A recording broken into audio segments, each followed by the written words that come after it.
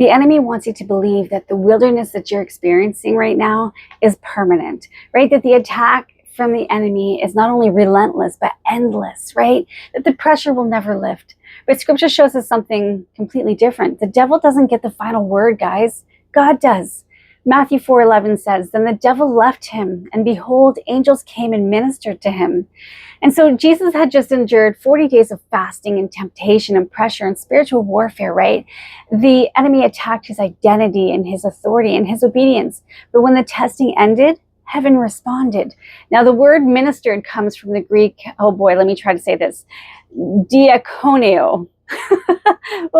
Meaning to serve, to strengthen, to supply what is lacking, to care for someone physically.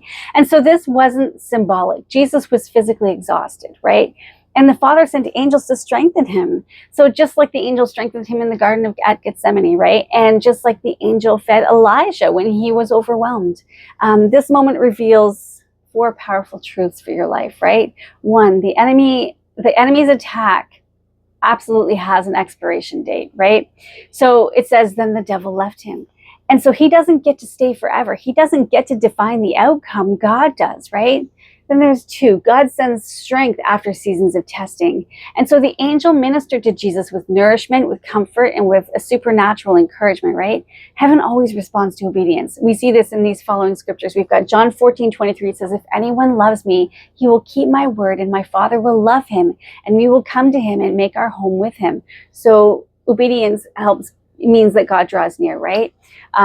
Deuteronomy 28:1-2 says, "Now it shall come to pass, if you diligently obey the voice of the Lord your God, to observe carefully all his commandments, which I command you today, that the Lord your God will set you high above all nations of the earth, and all these blessings shall come upon you and overtake you, because you obey the voice of the Lord your God." So obedience brings heaven releasing blessings, right?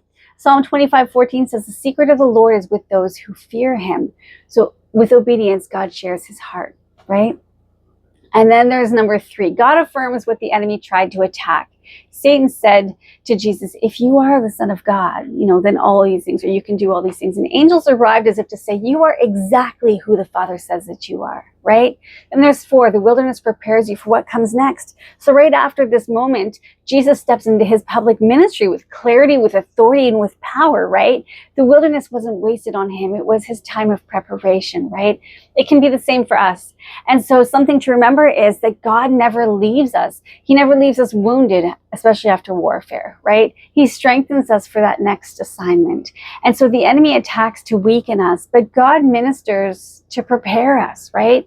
If you're in a season of testing or quietness where it seems like God is distant, just hold on, right? The enemy will leave, and heaven will minister to you in ways that you didn't even know you needed, right?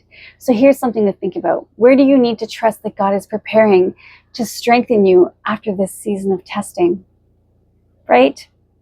Let's stay strong in Jesus, guys. Something to think about, pray about. Until next time, God bless.